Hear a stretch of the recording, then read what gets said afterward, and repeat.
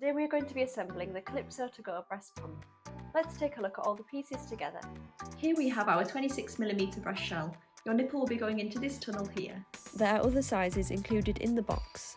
It's really important to use the correct breast shell size. There is a video that covers this in more detail. Just click the link below. This is the lip valve, which is connected to the breast shell here. Be careful when using this part of the pump. Hold it from the thick sides and don't use a bottle brush to clean it. We then need to take our bottle and screw it on securely.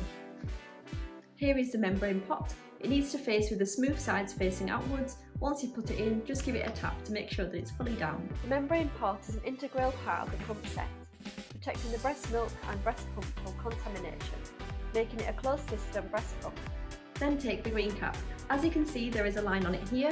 This line needs to align with the line here on the breast shell when we first place the cap on. Then we want to rotate it towards the right.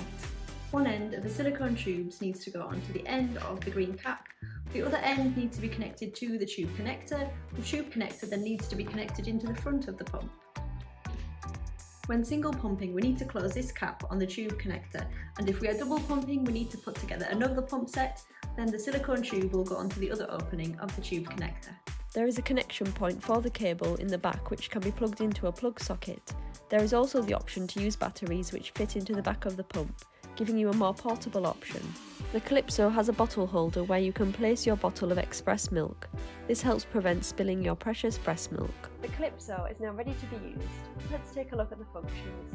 Here is the on-off button, and we have the vacuum and cycle settings buttons. There are 8 different vacuum and cycle settings which can be individually adjusted for your comfort. Start with the cycles high and the vacuum lower to help stimulate a letdown. This mimics a baby's feeding behaviour at the start of a feed, where they rapidly suckle to stimulate the letdown. There is a separate video on the letdown, the link is below. When you notice the milk starts to flow, lower the cycles as you are already stimulated and increase the vacuum to the setting that is still comfortable. The vacuum and cycle settings can be adjusted with the arrows. For example, if you want to increase the cycles, we press the upward arrow. If you want to decrease the cycles, press the downward arrow.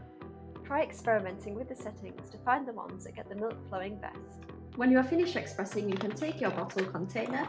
Then we want to take our cap and cap liner and screw those on securely.